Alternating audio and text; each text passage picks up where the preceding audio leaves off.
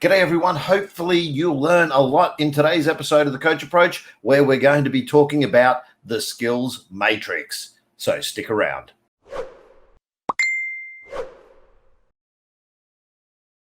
G'day everyone. Coach Craig Rowe here from OzSwoosh YouTube channel and the OzSwoosh Academy. If you're a beginner coach or teacher and you're looking to get help with your coaching, then you're in the right place. We upload videos daily to help you help your athletes. So if you haven't yet subscribed to the channel, please take a moment to hit the subscribe button and the notification bell so that you can be advised when new videos are actually uploaded.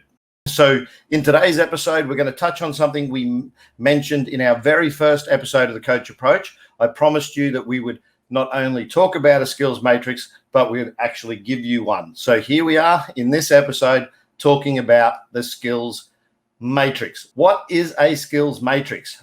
Basically, a skills matrix is an overview of those things you would like to work on with your athletes to improve their knowledge and skill in the game. So if you're a teacher, you probably call this a curriculum.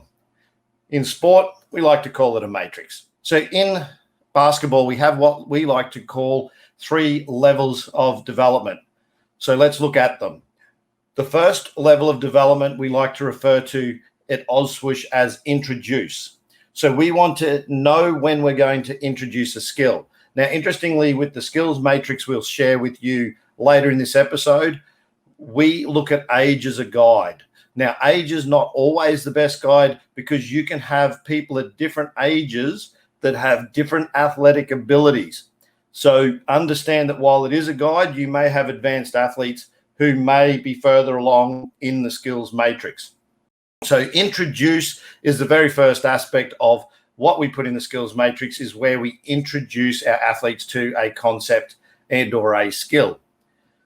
The next part of a skills matrix for us is what we call refine. So once we've introduced a skill, over time we want to improve that skill and we want to refine it.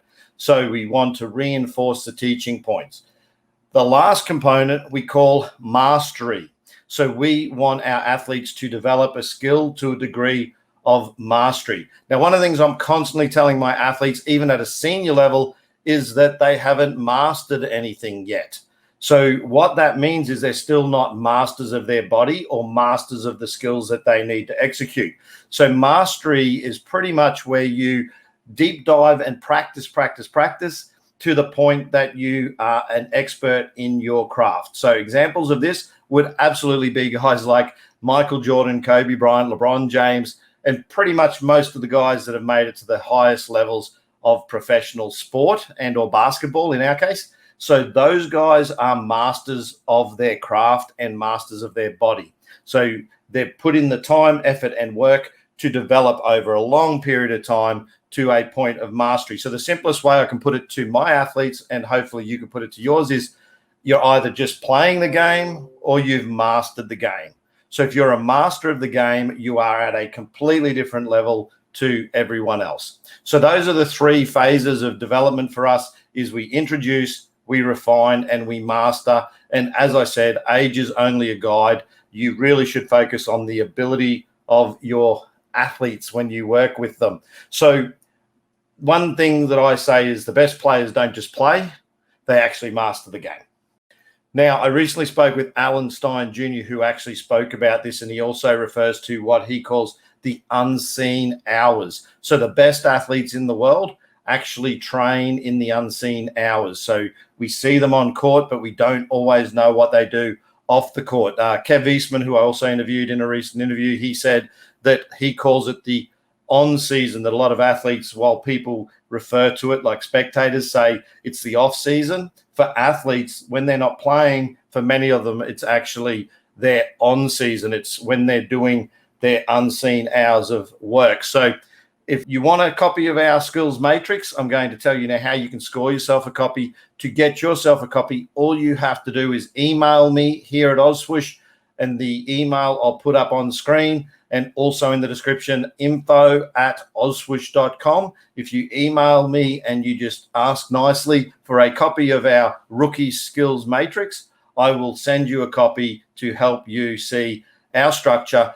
Don't necessarily have to use what we use, but if you choose to, that's fine. I have no problem with that. But by all means, reach out to us if you'd like a copy of our skills matrix.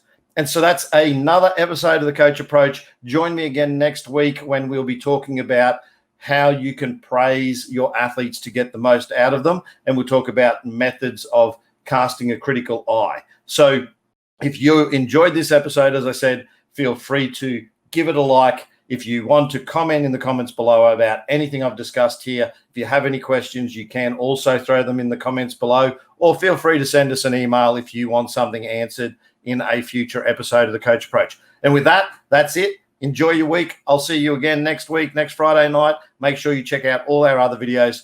Until next time, catch you later. Thanks for checking out this episode of the Coach Approach. We hope you enjoyed this episode. If you did, please take time to leave a like. Hit the subscribe button if you haven't yet subscribed, and also feel free to share your own experience in the comments below. We hope to see you again in the next one.